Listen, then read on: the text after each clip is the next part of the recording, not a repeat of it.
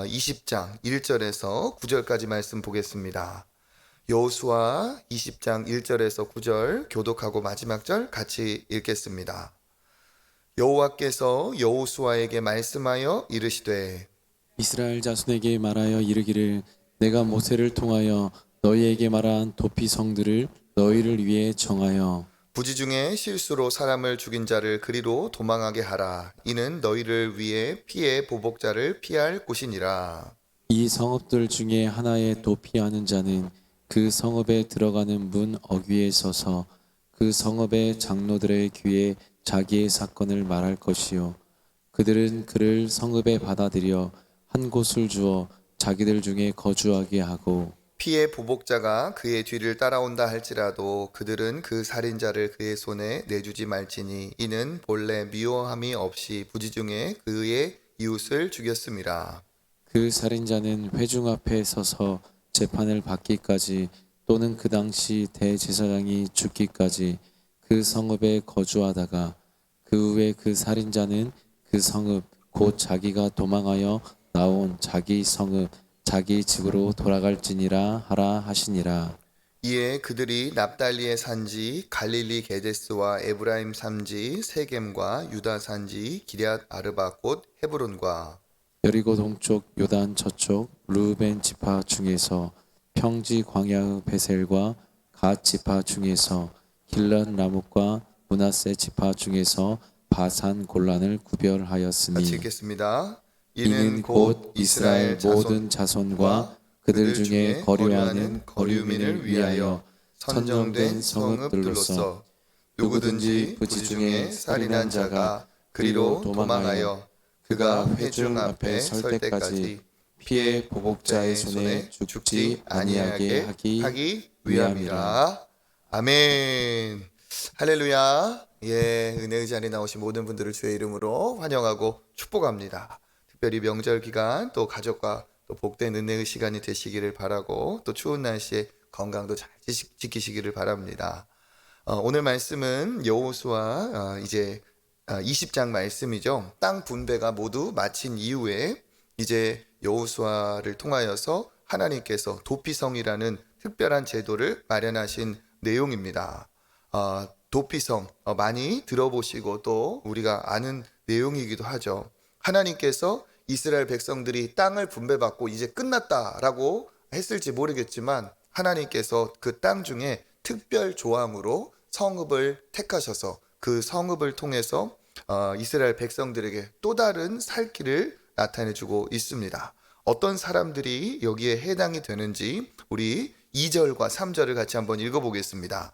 이스라엘 자손에게 말하여 이르기를 내가 모세를 통하여 너희에게 말한 도피성들을 너희를 위해 정하여 부지 중에 실수로 사람을 죽인 자를 그리로 도망하게 하라. 이는 너희를 위해 피해 보복자를 피할 곳이니라. 아멘. 도피성을 만들라 하시고 여기에 들어갈 수 있는 사람 또 들어감으로써 생명을 보존할 수 있는 사람이 어떤 사람인지 얘기하고 있죠. 도피성을 너희를 위해 정하라 하고 이스라엘 백성들을 위해서 도피성을 만든 것이다. 하나님이 명시를 하고 있습니다. 그러시면서 어디에 해당하는 사람, 이곳에 들어가는 사람이 어떤 사람인가? 3절에 보니까 사람을 죽인 자, 살인자, 이제 이 살인자는 사실은 죄를 당연히 죄의 대가를 치러야 되는 사람이죠. 그런데 사람이 지을 수 있는 가장 큰 죄인 그 살인을 지은 자 중에 행한 자 중에 어떤 사람이 여기에 들어가서 생명을 보존할 수 있습니까? 3절에 보니까 부지 중에 실수로 그러니까 의도하지 않은 실수이죠. 이 컵을 의도적으로 던져서 깰 수도 있지만 이 컵을 누군가에게 이렇게 전달해 주다가 손이 서로에게 미끄러져 가지고 이 컵이 깨질 수도 있습니다.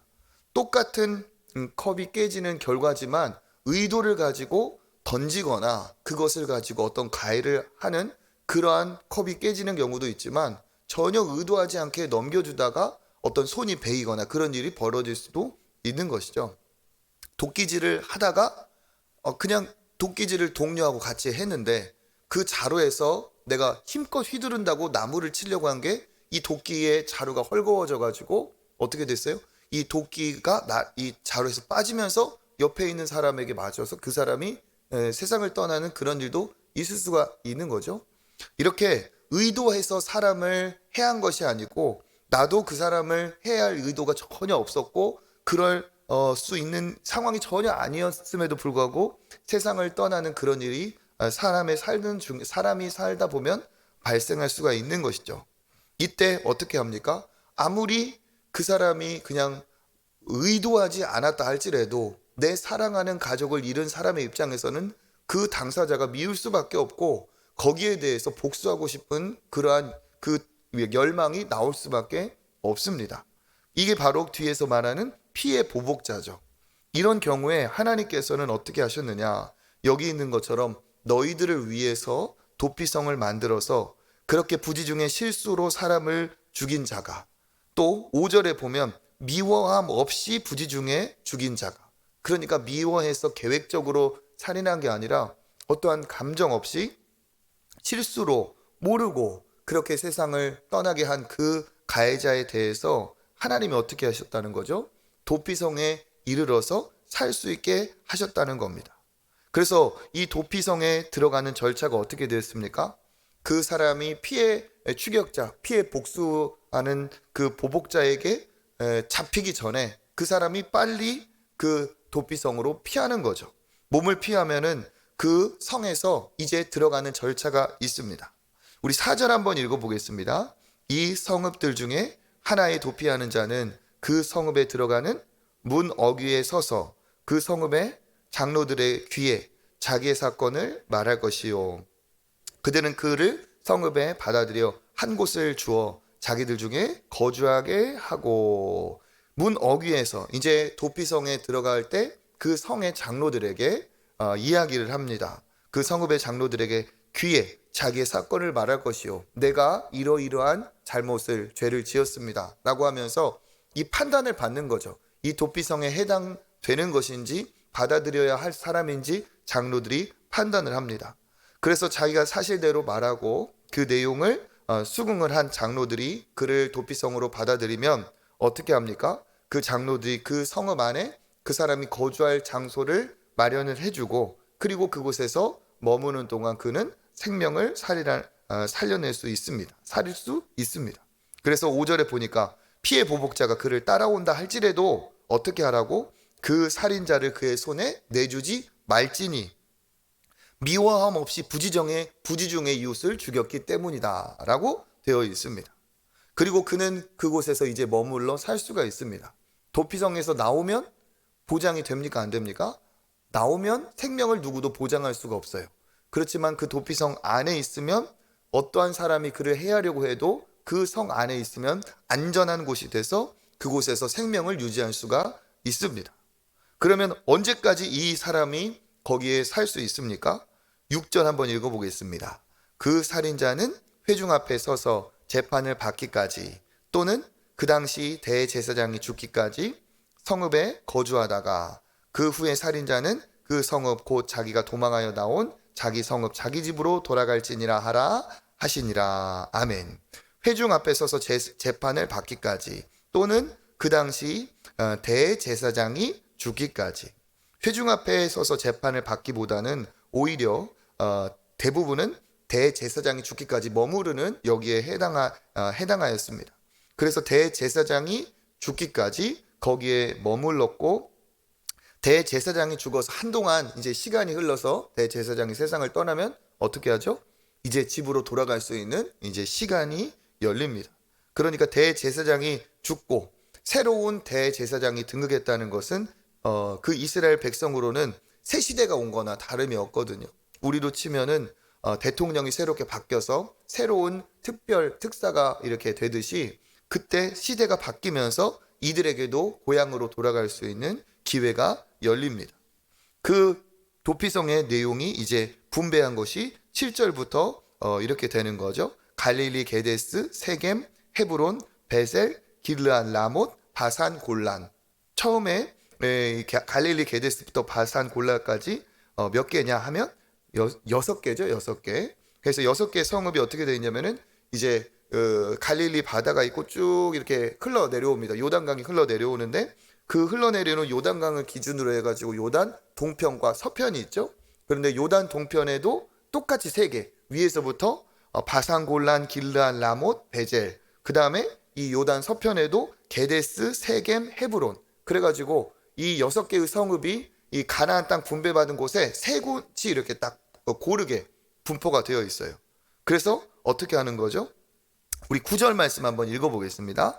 이는 곧 이스라엘 모든 자손과 그들 중에 거류하는 거류민을 위하여 선정된 성읍들로서 누구든지 부지 중에 살인한 자가 그리로 도망하여 회중 앞에 설 때까지 피해 보복자의 손에 죽지 아니하게 하기 위함이다. 아멘. 그래서 이 누구든지 이 성읍으로 갈 수 있는데 어디에 한 곳에 집중해 있거나 한 개, 두 개 정도라고 한다면 거기 가다가 뭔가 봉변을 당할 수도 있겠죠. 그러니까 어느 지역에 있다 할지라도 어느 지파라 할지라도 자기가 제일 가까운 곳에 하루 안에 도착할 수 있도록 맘먹고 그곳으로 가자고 하면 어느 곳이든 그 지역에 제일 가까운 도피성으로 피할 수가 있습니다. 그래서 모든 백성이 이렇게 도피성의 혜택을 받을 수 있도록 하나님께서 그런 이제 성 제도를 만드셨죠. 우리가 보면 이 도피성이라는 것이 그러면 얼만큼 여기에 해당하는 사람이 있을까 생각을 해보면 사실 이렇게 일상에서 의도하지 않은 부지 중에 살인이 일어난다는 것은 그렇게 흔한 일은 사실 아닐 겁니다. 그럼에도 불구하고 하나님께서 이 도피성을 만드신 데는 특별한 뜻이 있겠죠. 하나님은 어떤 하나님이시냐? 이 도피성 제도를 통해 알 수 있는 하나님은 생명을 소중히 여기시는 하나님이라는 사실입니다.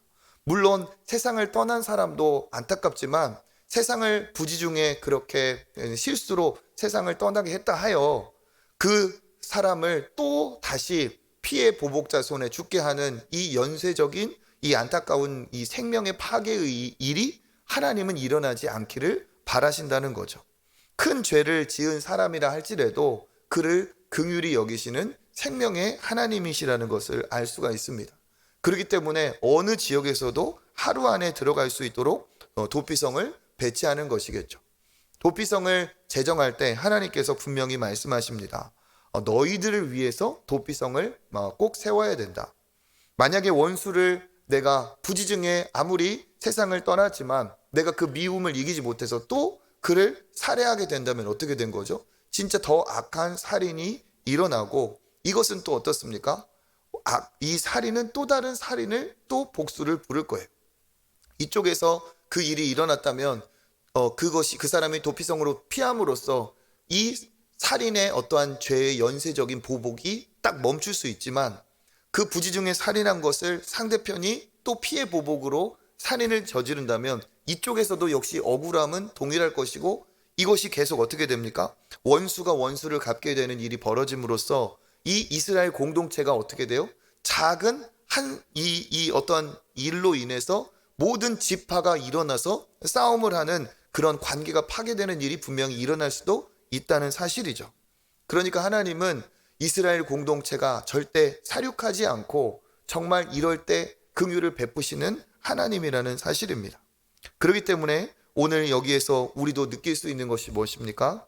하나님이 이렇게 살인죄를 범한 사람이라 할지라도 부지 중에 범한 사람에게는 용서를 하시기를 그렇게 살 길을 내어주시는 하나님이라는 것을 우리가 안다면 우리 역시도 하나님 앞에서 정말 의도하고 악하고 그런 것은 우리 역시도 그것에 대한 합당한 처벌을 받게 해야 되겠지만 우리도 그렇게 어느 죄는 우리가 생각해 봤을 때 그 사람 입장에서 돌아볼 때 이거는 진짜 의도하지 않은 그런 실수로 행한 것일 수도 있겠다라는 부분이 든다면 하나님의 마음으로 우리도 긍휼을 가질 여지가 분명히 있어야 된다는 사실입니다.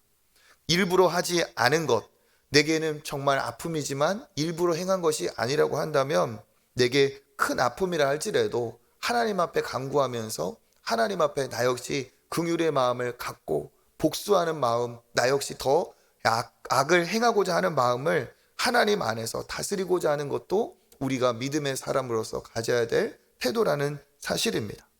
특별히 이 도피성을 하나님께서 만드신 이유는 무엇입니까? 죄인에게도 살 수 있는 소망을 주신다는 거죠. 누구든지 큰 죄가 있다 할지라도 억울한 사람, 거기에 대해서 부지중에 지은 사람인 경우에는 살 길을 열어주신 것처럼 하나님은 우리 안에서 이 도피성이라는 것을 통해 또 무엇을 우리에게 궁극적으로 얘기하고 계십니까? 도피성 안에 들어가는 자에게는 생명을 주시는 것처럼 누구든지 그리스도 안에서 생명을 얻게 될 것을 이 도피성 안에서 얘기하고 있습니다. 도피성 제도를 만드신 하나님은 이게 절대 우연이 아니라는 거죠. 하나님의 뜻이 분명히 있습니다. 마땅히 죽어야 할 죄라도 살려주시는 은혜가 바로 이 도피성 안에 있는 것이죠. 그것이 바로 우리에게는 무엇입니까? 그리스도 안에 있는 우리를 위해 죽으신 십자가의 사랑입니다. 따지고 보면 우리가 억울한 점이 있어요. 어떤 거냐? 물론 우리도 죄를 지었기 때문에 우리도 하나님 앞에 죄인이지만 이런 생각을 할 수가 있죠. 아담이 죄를 지었지 왜 내가 아담의 범죄 때문에 이러한 억울한 것을 감당해야 되나 하는 이런 마음이 있을 때가 있다는 거죠. 우리 역시도 부지중에 지은 죄이기 때문에 마땅히 처벌은 받아야지만 억울한 죄가 있어요. 그게 뭡니까? 아담으로부터 내려온 죄는 어떤 면에서는 우리에게도 억울하죠. 하지만 이것 역시도 처벌받아야 될 죄는 죄라는 사실입니다.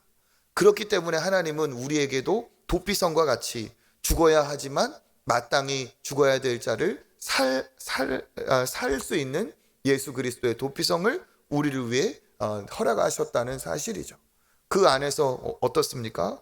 우리 역시 예수 그리스도가 우리의 도피성이 되어서 우리에게 생명이 되었다는 것에 하나님께 감사해야 되는 것이고, 누구든지 예수 안에 이렇게 도피성 안에 들어오면 생명을 얻는 것처럼 누구든지 예수 그리스도 안에서 구원을 얻는다면 이것을 우리가 전하고 그것을 많은 사람들에게 알게 하는 노력이 있어야 될 줄 믿습니다. 특별히 세상 속에서 오늘날 도피성과 같이 하나님께서 세우셔서 생명을 얻을 수 있는 그런 곳으로 만드신 곳, 그런 곳으로 역할을 해야 될 곳이 어디일까요? 바로 교회가 세상의 도피성이 되어야 되겠죠. 우리 교회 역시 도피성과 같이 이 안에 들어오는 자들이 예수 그리스도로 생명을 얻는 도피성과 같은 그와 같은 사명을 감당하는 생명을 살리는 교회가 되어야 될 줄 믿습니다. 오늘 이 도피성의 말씀을 우리가 돌아보면서 우리에게 생명의 은혜, 십자가의 은혜를 베풀어 주신 하나님 아버지께 그리스도 안에서 감사하고 또 이 생명의 도피성의 은혜를 누리며 이것을 전하는 우리의 개인이 되고 또 우리 교회가 도피성과 같은 교회가 되어서 정말 하나님 앞에 죄와 사망으로 죽어야 될 사람들이 우리 초청교회 안에서 도피성의 은혜를 가지고 그리스도의 은혜를 통하여 생명을 얻는 일이 또 일어나는 올 새해 되기를 주님의 이름으로 축복합니다. 기도하겠습니다. 하나님 감사합니다. 마땅히 하나님 앞에 정말 죽음으로 또 하나님 앞에 처벌받아야 마땅한 죄인이라 할지라도 하나님께서 부지중에 그렇게 행한 자들에게 긍휼을 베풀어서 도피성의 은혜를 주신 것 감사를 드립니다. 우리 역시 하나님 앞에 그렇게 행한 죄인이지만 예수 그리스도 도피성 안에서 생명을 주신 것 주님 감사를 드립니다. 대제사장이 죽을 때 자유를 얻는 것처럼 우리의 완전한 대제사장 되신 그리스도께서 십자가에 죽으심으로 우리에게 자유를 주신 것 감사를 드립니다. 그리스도 안에 우리가 도피성 안에 있음을 늘 감사하게 하시고 주님 안에서 은혜로 살아가는 인생임에 더 크게 하나님 앞에 감사하게 하여 주시옵소서. 그리스도가 도피성 되심을 우리가 알고 우리만 누릴 것이 아니라 이것을 전하게 하시고 특별히 세상의 교회들이 우리 초청교회가 그 지역의 도피성이 되어서 어느 곳에 있다 할지라도 한 걸음에 달려올 수 있는 생명의 성이 되게 하여 주시옵소서. 오늘도 이 새벽에 나와 하나님 또 은혜를 구합니다. 도피성에 은혜를 주신 하나님, 오늘 새벽에 간절히 하나님 기도하오니 하나님께서 죽을 자도 도피성에 은혜로 살려주신 것처럼 오늘 간절히 구하는 기도도 주님 긍휼히 여기사 우리에게 생명의 은혜의 응답을 더하여 주시옵소서. 주께서 은혜 주실 것을 믿고 감사드리며 예수님의 이름으로 기도드립니다. 아멘. 이 시간 우리 내일 출발하는 우리 청년부 단기 선교팀을 비롯하여서 또 우리 사랑하는 우리 귀한 자녀들 하나님께서 겨울에 큰 은혜와 응답을 주시기를 기도해 주시기를 바랍니다. 아울러서 하나님께서 명절에도 큰 은혜를 주시고 오고 가는 우리 모든 성도들 하나님께서 안전한 이동이 되게 해달라고 같이 기도해 주시면 감사하겠습니다. 우리 시간 주님 한번 잡고 하나님 앞에 기도의 자리로 나아가겠습니다. 주여